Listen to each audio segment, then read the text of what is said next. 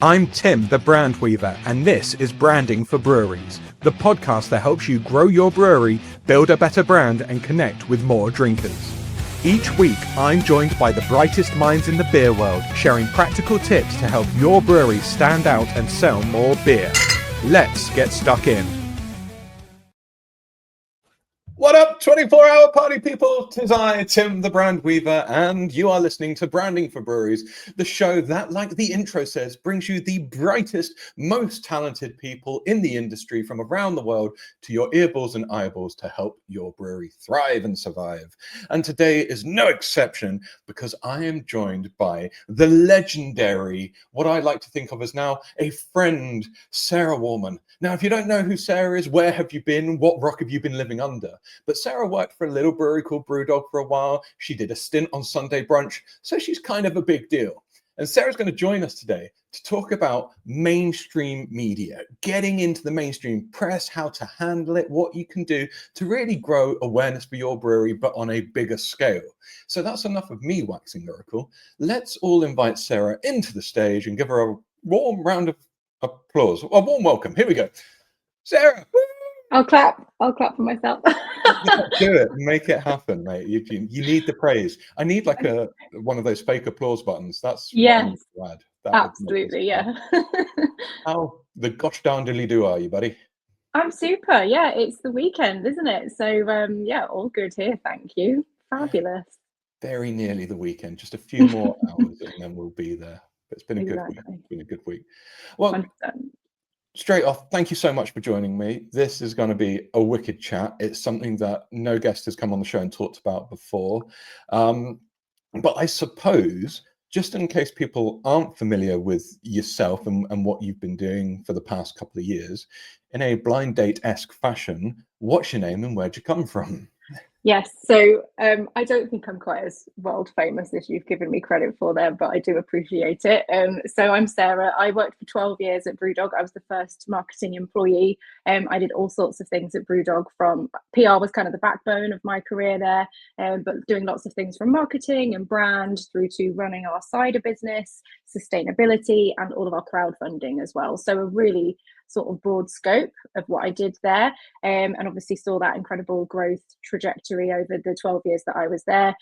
Forward to that, I worked for a PR agency called Manifest, and since leaving BrewDog earlier this year, I'm now fractional CMO. I do brand strategy and go-to-market strategy for a range of different brands as well. And then I did do a stint on Sunday Brunch, so I did around 20 shows, presenting a range of different beers to celebrities on live Sunday morning TV, which was super fun and achieved a personal ambition from when I was a child, which was to be a TV presenter. It wasn't quite Blue Peter, which was my number one goal, but close enough. Oh, yeah, dude, I'd take Sunday Brunch any day. Exactly. Wicked show. Well, yeah, a nice varied career then ultimately leading up to where you are right now. And as I mentioned in the show intro, we're going to be talking about the mainstream press side of things, you know, how to really help breweries to leverage that and get the most out of it. And of course, it'd be wonderful to, you know, cast your memory back to the BrewDog days, the very early days, because at one point there was a time where no one knew who this BrewDog was and what they were up to. So do you remember, like, when you were there, some of the first pieces of mainstream coverage that BrewDog secured, and like, how did it happen? So when I first started, so BrewDog was actually one of my clients when I worked in PR previously as well. And when I worked there, you know, some of the coverage that BrewDog was getting was for things like the end of history, which kind of old school beer nerds will be aware of, which is where BrewDog was packaging the strongest beer in the world in taxidermy stoats and squirrels, which were roadkill. They weren't voluntarily killed for the purposes of beer. But that got a huge amount of coverage and was really a way to raise awareness for craft beer, make people question how you can make a beer that strong, and actually do an educational piece and encourage people to get more interested in beer and kind of what the potential is within beer, because at the time it was very kind of lager focused. Craft beer wasn't really a thing, but also it was a shock tactic at the end of the day to create those column inches and get people actually talking about something that otherwise they wouldn't be that interested in. So the end of history was one of those big ones. We held the world's smallest protest with a guy who was a dwarf, and he was dressed as a punk with placards outside the Houses of Parliament. But the reason for that one was at the time you couldn't get schooners. So the only ways that the Weights and Measures Act basically meant you could only have pints and half pints. So BrewDog was actually championing the schooner or the 2/3, and actually successfully lobbied for that to be introduced. So obviously that's now a big thing in a lot of craft beer venues. So a lot of those early kind of shocking PR pieces, they really had that core message behind them. There was something really purposeful about it in terms of what BrewDog really wanted people to know, but it was doing it in a way that the only way really that it could do, because creating that much noise and excitement around the brand, you needed to do something that would create those headlines. So it was very splashy. It was very kind of controversial and, you know, seen as quite a bit of an upstart in the industry, but in a way that, you know, BrewDog wouldn't have been able to achieve those that press coverage, having just gone, we think you should be able to buy 2/3 of a pint, like nobody cares. Whereas actually doing something that was a bit more interesting and impactful created that conversation and got people talking. And I suppose the schooner conversation, that's an interesting angle to take anyway, because it's not necessarily about the brewery, it's about the community and it's about the wider 100%. piece. Yes. How much work did BrewDog do in the background about, okay, so these are the things that we care about, these are the purposes, this is what we really want to champion, before then, I suppose, brainstorming, well, how do we make people aware of this? Yeah, I think it's always the purpose and the intent first, and then building out the PR activity around that. So there's always something at the heart of it. For example, BrewDog needed to fundraise, so it turned to crowdfunding. But instead of just going, you can now invest in the business, they drove a tank outside the Bank of England to actually kind of make a statement around what they were doing. So it's always starting with, this is the message, this is the information that we need to convey, and then building out something that is newsworthy and engaging as a sort of a creative vehicle, no pun intended, to actually get people to talk about that, you know, relatively boring thing that you actually want to share with the world, but actually finding a creative way to kind of package it up and share it with the world. And do you think that kind of that creative angle, the thinking outside the box, as cliche as that phrase is that the bit that elevates, that gets you to the mainstream coverage versus a traditional press release or whatever it might be? Yeah, I think so. I think having that, you know, it's now more than ever, there are fewer journalists and fewer publications as well. So it's much harder to get press coverage anyway. So really, you do need to have something that the journalists are going to want to write about, and that needs to be newsworthy. So it has to be new news, and it has to be something creative that's going to, you know, a lot of the time it's going to create clicks and people are going to be interested in it. So it is very different now in terms of the PR landscape and the role that social media plays versus what it was when I first started. But at the end of the day, having creativity as part of what you're doing, it means that you can do a lot more with a lot less, because creativity trumps budget at the end of the day. So you'll be able to achieve a lot more if you're doing something that's a bit more exciting and thinking outside of the box, rather than just doing something generic that actually most people don't care about. And where would you suggest breweries look to get inspired for this kind of more creative approach? Because there's like branding 101 and marketing 101 and the normal things that you need to do, but even the idea of going, well, yeah, to crowdfund, we're going to drive a tank outside the bank, we're going to put, you know, a high percentage beer in roadkill. Those are not normal things that everyone thinks of. Like, where do you go for inspiration? Like, how can you get to that point? Yeah, so I think the thing with BrewDog is it had an extremely strong kind of brand identity. So it had that punk aesthetic running through every single thing that it did. So it was very, for those people who were involved, it was very clear what was appropriate for BrewDog and what wasn't. So I think it's really important for any brand, regardless of what industry they're in, to really have a clear vision of what they stand for, their aesthetic, their sort of identity, and what they want to align themselves with externally. And that can be your kind of breeding ground for creativity, because that will give you the ideas of where you go to from there. So there are some incredible FMCG companies that are doing really, really good creative activations at the minute, but they're not, you know, they don't look exactly the way that BrewDog did. They're not doing it in the same way, but they're doing it in a way that is truly authentic to their own brand. So I think having a really strong clarity in your own mind and within your culture of your business of what you stand for and why you're there and what things you want to do in the world and what, you know, purpose you have, that will create the basis for any of those briefs when you come to saying, right, we've got a new product launch, how are we going to make a noise about this? So I think it needs to start with your brand integrity and then you can layer up from there essentially. And I can imagine there'd be people listening going, well, you know, BrewDog had the punk rock, you know, the rebellious brand nature and tone. So it's quite easy to do something a bit brash and something that's going to make people look. But I'd imagine if you had a premium luxury brewery brand, there's still great ways to communicate. Like you can start with exploring the most expensive beer, for example, or you know, you do a really different pop-up kind of, you know, white table service kind of experience and things. So you don't have to be aggressive and brash, but you do have to be brand aligned. You do. I think a really good example of another brewery that's done really splashy stuff is Lucky Saint. So they've opened the world's first zero alcohol pub, and that got a lot of attention. You know, they've done a lot of stuff with using quite sort of religious imagery in their advertising. And as much as advertising is probably out of the reach of most independent and small breweries, the visual identity of that is really strong. So it doesn't have that's worlds apart from BrewDog as well. So love Lucky Saint, but you know they've got a very different identity, but they're also very, very clear on what they stand for and how they're positioning themselves, and they're still managing to, you know, make a lot of noise around that. And I think that's true of lots of different breweries. They've got that identity and what makes them stand apart. It doesn't always have to be the punk thing. I think there's lots of other ways that you can approach it. And like you say, you could do collaborations, so you can partner with other brands that are really aligned to you. That's also a fantastic way to be able to then engage new audiences, because you can get beyond your own sphere into their sphere as well.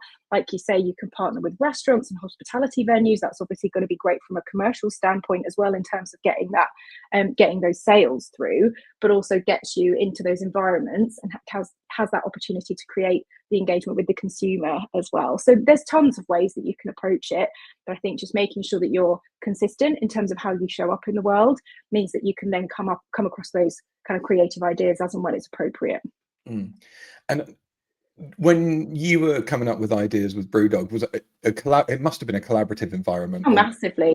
Yeah. Yes. So the power of like bouncing ideas back and forth and kind of adding a little bit of extra crazy or a little bit of like, yeah, let's just amp this up a little bit more is all got to be part of the process, I imagine. Absolutely. There was a constant stream of prompts at BrewDog. So there was always like, what can we do about this? What can we do about this? Like there was always there was very much a culture of come up with ideas on the hoof. Everyone is welcome to come up with things, and we were always constrained by the fact that we didn't have a lot of money. So utilizing that to our advantage, that meant that we could be a bit more risky and a bit more out there in terms of how we approached things, was always super fun. So I do think that we were often given that brainstorming kind of opportunity to kind of come up with things, and we would do that in small groups, we would do that in large groups, we would do it async, you know, or though it was just constant, to be perfectly honest with you. Like there was always that was always ongoing. And I'm just thinking back to being in various breweries and just listening to the kind of conversations that goes on back there anyway. Like half of that stuff they talk about is batshit crazy anyway. So I imagine if they had a notepad half the time, it'd be like, oh, wouldn't it be funny if? It's like, yeah, it would be, and it could work. Like make so funny. So, you know, some of the brewers I worked with were some of the most introverted people. They did not want to be, you know, photographed for social media like that, but they were incredible, like artists of brewing. They were incredible people. But if you gave them the scope to say, right, what are we going to do about this, they would come up with really funny things. Like they were really, really creative and insightful. So it was always very entertaining to work directly with the brew team to come up with ideas for stuff, because they'd come to the table with stuff that a marketing person just wouldn't think of, because they're not in it all day, every day. So involving people who aren't naturally, you know, a part of the marketing process is such a great way to get a fresh perspective. You know, that was always really fun for me. And did you do like much testing with these ideas, or was there a chance to test it really? Like when you go, well, we're going to get a tank, or you know, you can't do much testing. It's like it might work or it might not. Well, we did the tank twice, to be fair. I don't know if we could have done it a third time, from a company called Tanks a Lot. which was worth it just for the pun alone. Yeah. So I don't know if testing is necessarily what you can do in PR necessarily. I think you just need to commit, and then, you know, face the consequences. If it goes south, then just be prepared to deal with that when it happens. I think now there is a slight more reliance in marketing generally on testing and data and insight. And a lot of the time with things like creative ideas, you have to have that gut instinct for what you're going to do. So it's tricky because a lot of people now expect you to be able to say, what's the ROAS of this concept like? And you just don't have that with, you know, PR. That's much more kind of brand awareness, top of funnel. It's much more difficult, it's much more intangible. But ultimately brands will not achieve greatness and get those creative ideas if they're looking for something that's got an ROI attached to it from the outset, because that's just not how it works. Yeah, I think that's fair. So we've touched on the idea of generating these ideas and doing stuff that will get you noticed, but then let's talk about mainstream coverage. How would you define mainstream coverage versus the likes of like kind of traditional beer media that most breweries are going to be used to getting their name into?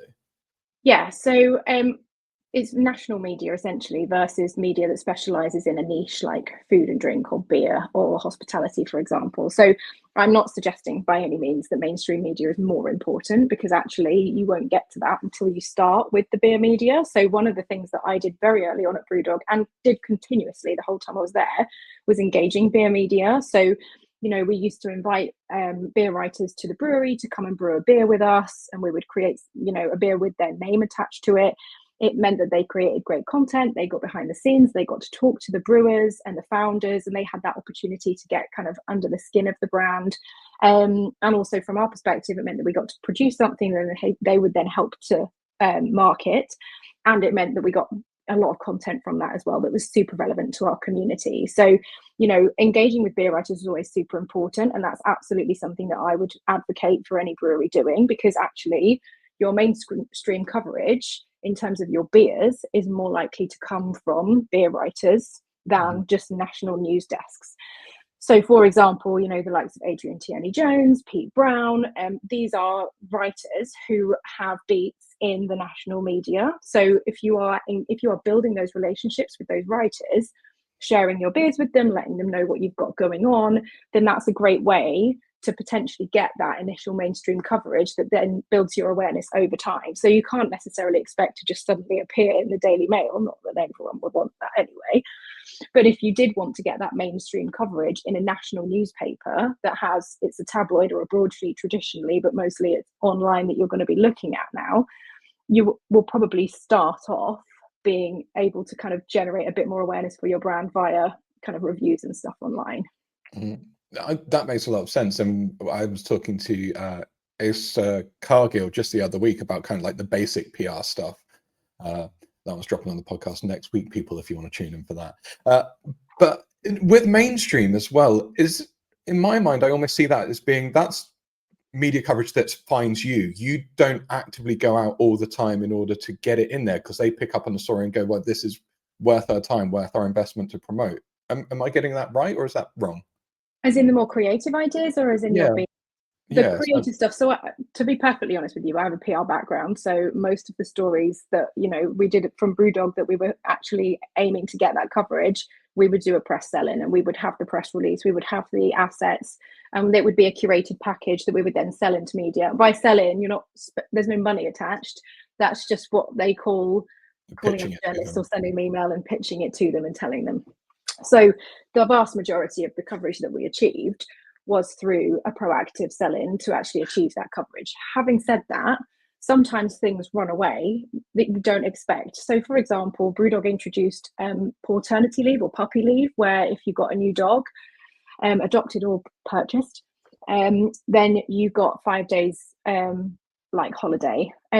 So we announced that we were doing that, and genuinely for the next year, I would field press inquiries from around the world, literally Japan, Australia, all over the place, constantly asking me for more information about this incredible perk that this brewery in Scotland was offering people.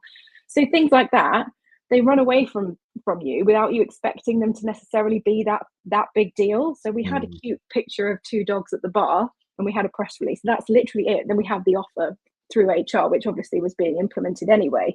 But the amount of people who thought that was just the best thing they'd ever heard of, and they wanted to write about it, making sure that we had those assets and the information and interviews lined up if people wanted them, meant that we could maximize the potential out of that one, which was actually one that we weren't expecting to get press coverage for to the scale that we did.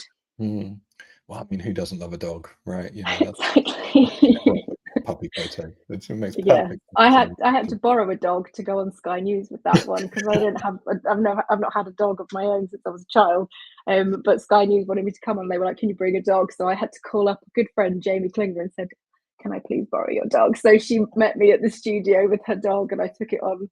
Didn't have to. I never claimed that it was my dog. It was a prop dog, but McNulty was very helpful that day. McNulty, what a Yes, name! yeah, Love I it. know. Yeah. So, how would breweries go about picking the right channels and like the right places in mainstream media that would work for their brand, and finding the people to get in touch with? Because it's got to be filled with hundreds and thousands of people. You need to know the right one. Yeah, so I think there's definitely there are people that can help you with this. So you don't have to do it on your own. So, you know, there are plenty of PR agencies and there are plenty of PR freelancers as well. So I would recommend, especially for smaller breweries, looking at local community, and also your local media will be a great place to start building that relationship. So I definitely recommend local press coverage is an opportunity. So when you have like events and things, that's a great place to kind of make sure that you've built relationships, and also your local broadcast networks. So for example, around here, it's like Look North, like you would want to make sure that they're aware of you, so that when they have something come up that they want, you know, a spokesperson from the brewing industry, you're on their radar. So it's making sure that you're just building those relationships. You're not always going to get the coverage, but making sure that you know, when you do have news, putting together a press release, making sure that you've shared that with them and that you've got the assets ready to go is super important. So you can take the view of getting a freelancer or getting an agency to kind of do that outreach for you, or you can try and do it off your own back. So, you know, a lot of these news desks will have email addresses online that you can find quite easily, and you'll be able to just share the information with them. You could do something like the PA Media Newswire, where if you've got a big release, then you could send out a press release on that, which is I think it's about £450 for a release. So it's a bit more of an investment. So you've really got to make sure that you've got all your ducks in a row and that your press release is perfectly written and it's got all the hooks in it that you need before you go down that route. For the most part, it's a case of building those relationships with journalists that you know would be relevant to you, not just expecting this spray and pray, you know, en masse from the beginning. So I think it's definitely relationship building, but start local and start small and start relevant. So start with the beer writers as well, and then build it from there. I suppose the other benefit of starting small and local is that you're going to build up your own confidence around what you're doing, what you're putting out there, how to write things. So you've got that opportunity to tweak and evolve it before the big dogs come knocking at your door going, "Hey, do you want to feature on insert, you know, big program here?" Exactly, yeah. So Sunday Brunch, how did that all come about? Yeah, so I had a YouTube channel called Hot Topic where I would do sub 3 minute reviews of beers, because at the time there were lots of great beer YouTubers, but my issue with them is that they were like half an hour long, and I really wanted short, snappy content. So I made these really short videos. I feel like I just preempted TikTok, let's be honest, and maybe I should resurrect Hot Topic for the TikTok age, perhaps, we'll see. But essentially I had my beer YouTube channel, and it was doing fine. It was just a hobby for me.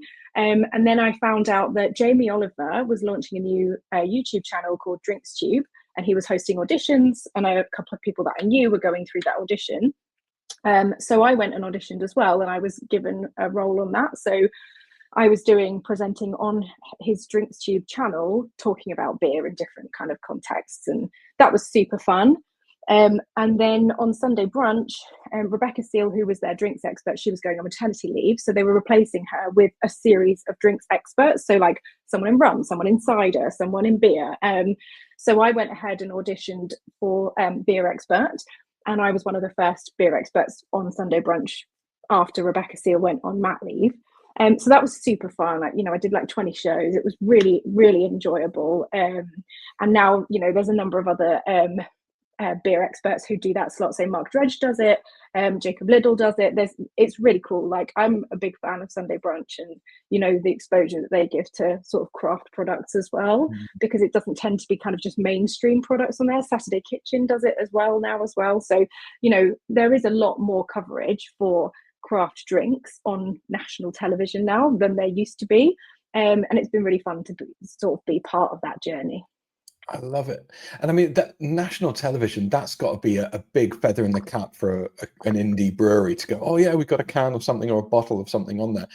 Of course, we talked about, doing these stunts and these PR activities to gain general awareness of the brewery, but getting a product onto something like Sunday Brunch, Saturday Kitchen, that's a different kettle of fish. Like, what's the process that a brewery would have to go through to achieve that and get their bottles on TV?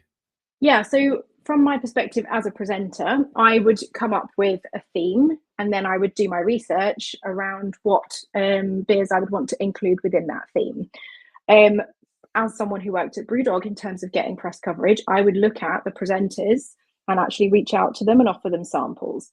So I think it's both sides you have to be aware of, but I think it's super important. It's the same as that kind of relationship building with beer writers. Do it with broadcasters as well. So if you know that there is someone on, Sunday Brunch, Saturday Kitchen, This Morning, whatever, if you've seen them, you know who they are, look them up online, get in touch with them, offer them samples. They might not want them, so you can't be too pushy, but do offer them and just build that relationship. That's your way to get in. So make sure that you know what makes you stand apart, what products you want to put in front of them. Don't just give them the reign of everything, because it's too much choice, but just get in touch with them and share the information that you want to share. And then when you do have new product launches, you can then reach out and be like, hey, just to let you know, we've got this launching.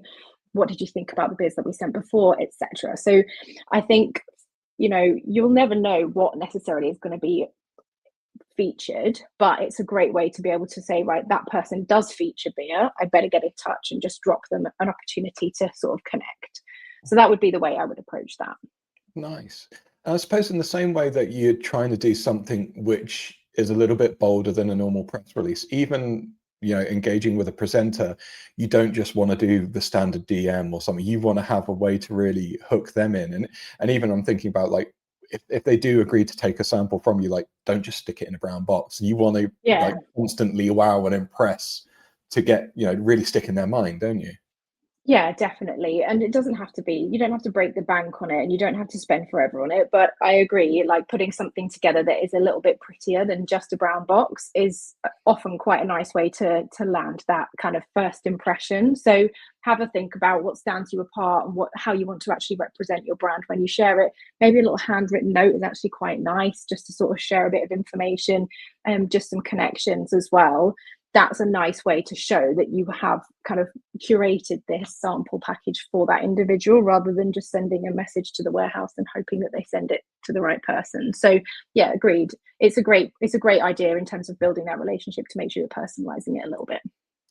So, like we talked about, kind of printed press, with television, there's radio, there's all these other mainstream channels, and there's so much that breweries could be reaching out to and investing time in it. But what's the litmus test? How do you advise breweries, like, going back, like, finding the right places for them to be in? So I think it's probably spinning it around a little bit to say, what do you want to achieve? Because actually, if your focus is you actually want to get to the scale of, getting supermarket listings, then that's quite different. And you probably want to be focused on, publications like The Grocer, and actually more of your trade publications. That's probably more relevant to you.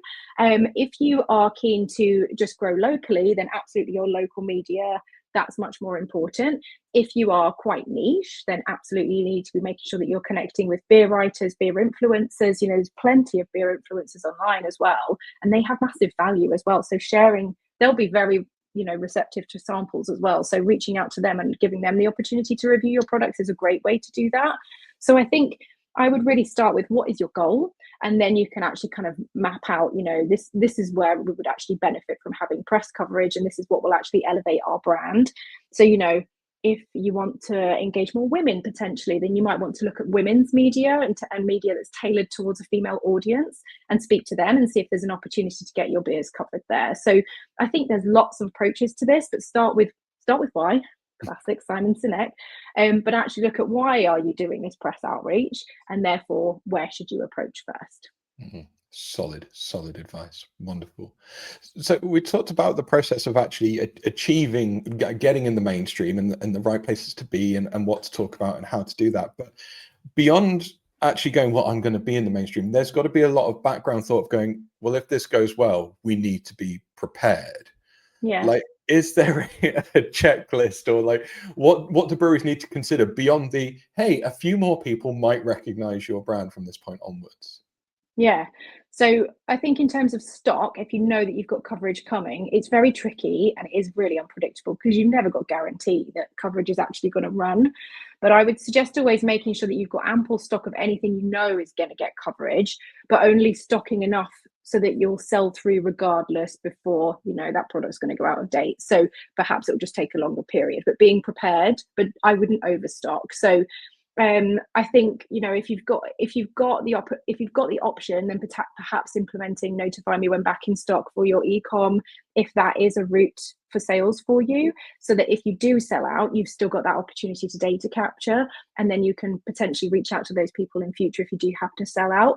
You can notify your biggest customers as well in terms of retailers and make sure that they're aware of the coverage, which ensures that they'll be fully stocked, and then you can direct customers in that direction if you do happen to sell out online. And it will also help those customers feel the benefit of the coverage too, and it's like you've considered them in that process too. So from a commercial standpoint, it's great to be able to do that. And then even post coverage, from your broader customer set in terms of retailers, just sharing it with them is quite a nice way to just build that relationship and make sure that they're aware of what marketing you are actually undertaking. I suppose it works the same for your internal team as well. Like my mind thinks back to, I know a chap called Tubby Tom, and he was on Sunday Brunch. He Oh did a yes. demo with his rubs and sauces, and the first time he was on Sunday Brunch, like sales went through the roof on this Yeah. website. He was still in London, and his team were like, "No, we got to come in at the weekend." Like it was the biggest sales they'd had like for the whole year combined. So your internal team, especially if you're a small brewery, you got to be like, guys, just be aware, on the off chance things could get a little bit crazy for the next 7 days or something. Absolutely. I definitely agree. I think making sure your team is aware is super important. And I think that goes for everything, just keeping everyone around the table. So, if you do have those opportunities, making your sales team aware so that then they can utilize it if it's good coverage, making your ops team aware, making your warehouse aware, just not like blindsiding them with this. If you know it's coming up, is super important, and it just keeps people on side as well, and it will keep them motivated as well if they think, oh, this is fantastic, we're going to make the most out of this. It's quite a fun thing to kind of all get behind, for sure. And I would have thought like securing the first bit of mainstream coverage is going to be the hardest, but then you can use that as like a proof of You can, the yes. quality of it, So I right? think there are two sides to that slightly, which is, one of them is you might find that you don't get covered again by the same place after you've just been covered. So for example, Sunday Brunch will not show the same brewery multiple times in a row because they don't want to look like they're sort of favoring anyone. But at the same time, it does mean that if you've been covered on one network, then you might have an opportunity to get seen on others as well. And it just looks good for your brand as well if you've sort of had that, like you say, it is a proof that you are a legitimate business and that you are getting attention. So it can kind of be a bit self-fulfilling. Yeah. So we talked about obviously that what can go really right with press and attention, and you need to sell more, you need to have it all there, but we should acknowledge the other side where you can get negative press or it just doesn't go as well. Like, Yeah. what are your hints and tips for breweries who have had a bit of negative feedback, or it didn't go the way they wanted it to ultimately? Yeah, absolutely. So I think if it's really, really bad, you just need to own it and deal with that up front. I think, discuss that, if you're in a situation where it's a review situation, then if you are face to face with customers, discussing the merits and the positives and inviting discussion and actually being open to the feedback will come across much more positively than kind of rejecting the feedback. So I think that's a nice way to approach it if it is kind of in person, or if you're a guest on something, for example, and someone says they don't actually like your product. And I would say ultimately just move on, because ultimately it will happen. Sometimes you might get some negative press coverage. I've done interviews where I literally made, I did Sunday Brunch once, and Catherine Jenkins was almost sick on live TV. But the brewery, I can't even remember which brewery it was that she was kind of not enjoying, but she was super nice about it. And I didn't even realise this until the Daily Mail ran an article saying that she was nearly sick on live TV. So that happened, but it wasn't like it didn't ruin my TV career. Like, that's not how it sort of went down. Like, these things happen. Not everyone will like beer. Everyone knows that, beer can be quite polarizing. Some people won't enjoy it. So you've just got to roll with the punches and just accept that sometimes that will happen and just move on. So yeah, these things will happen. Your audience will be unpredictable. You just need to grow a thick skin and take learnings and move on to the next opportunity. I suppose depending on the type of brand that your brewery is, you may be able to leverage the negative, oh, we almost made someone sick. Then there's something fun that could come out of that, I suppose. Absolutely. Not any means. 100%. One of the most fun things BrewDog did was take the worst reviews of its bars and put them on the staff t-shirt. So the best one that everyone wanted was "This is just a shit hipster Weatherspoons" on the back of the staff t-shirts. So it was just taking those, reviews that were actually quite tongue-in-cheek and quite humorous, and just putting them on the t-shirts for the staff, and the staff loved it. They thought it was really funny. So it was really turning that negative coverage into a positive. So yeah, absolutely, there's always ways to maximize those mentions. And what about, like, to really maximize the positive? Let's come back to the positive side of things. So you've been on Sunday Brunch, or you've had high level press review. You obviously mentioned you've got to make your internal team aware, the sales team need to be aware, but what would you be encouraging breweries to do? Is like, well, you've got this coverage, now you really got to maximize it by doing X, Y, and Z.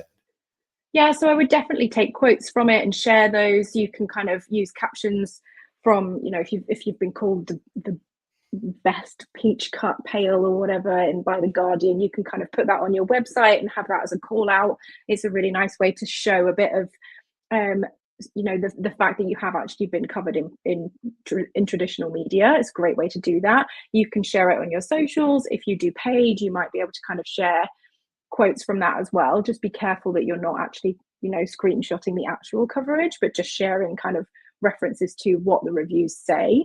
Engaging with the journalists after good press coverage is a really good shout. So that just helps to continue to build that relationship and just say, amazing, great coverage. Like, let me know if you want to come for a beer, if you want to visit the tap room, let me send you some more beers or whatever. They might not want it, but it's a nice way to just re-engage and build that relationship over time, nurture it, and don't take the coverage for granted. And then also just taking, if you've got really strong coverage, or if you've been like mentioned in like top 10 lists or whatever, then you could potentially even move it across to your pump clips or packaging if it's like amazing coverage that you really want to shout about. So I think there's lots of ways to just integrate it into sort of like the everyday touch points of your brand, but just making sure that you're sharing it as soon as it appears is probably the primary one, I would say. And for Sunday Brunch, for example, they always share photos of their drinks section on Instagram on the day, so you'll be able to then share that content as well, because then it's coming authentically from their profile. Amazing. Yeah, just get it everywhere, right? Make the most of it. Exactly. Don't be shy. Well, I suppose actually that's a really valid point, because some of the brewers I've met, it could be trying their worst nightmare, the idea of going, oh my lord, like, it's going to get a lot of attention, a lot of awareness, which is quite possibly the wrong way to think about it if you want to grow your brewery brand naturally. But for those brewers like who are going, it just doesn't feel accessible, it doesn't feel like something that I could achieve, like, what would your parting words of wisdom be, to get them on the path to mainstream coverage? I think there is, if you believe in your product, then there is an opportunity to get coverage for it, that you just need to find the right outlet for it. And beer coverage it's not just like a linear thing, like it's always happening. There's always different people who are going to be covering that. So there's always opportunities. If your beer is crap, then maybe steer away from media, but that's probably, we've got bigger problems than PR. So I would say if you've got great products, just get it into the right hands and build those relationships, and that's where you'll get those opportunities. Beautiful. Well, Sarah, this has been great, mate. Like another wonderful kind of masterclass in, coming up with the ideas, where to go, how to do it, and how to manage it step by step by step. I love these shows when it happens like that, because people can take it and just put it into place. It's wonderful. If people wanted to talk to you more and pick your brains more, and they were like, "Oh, you said that was really interesting. I'd love to know more." Like, how can people follow along and contact you? Yeah, absolutely. I'm on LinkedIn probably more than I should be. So you can reach me there. I'm just find me. I'm just Sarah Warman. I'm very searchable, and I think I'm tagged in this very window as well. So I'm very accessible here in the live as well. Wonderful stuff. Okay, LinkedIn it is. Sarah, thank you so much, mate. I really enjoyed this chat, and I hope everyone who's listening has enjoyed it as well.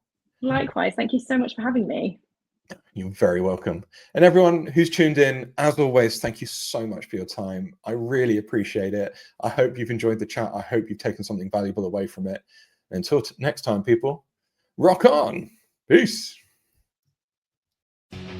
That's a wrap on this week's episode of Branding for Breweries. If you got something great from it, hit follow, like, and subscribe on your favorite streaming app. Or even better, leave a review, share it with your brewery pals, or get in touch, because I want to chat to you. Rock on!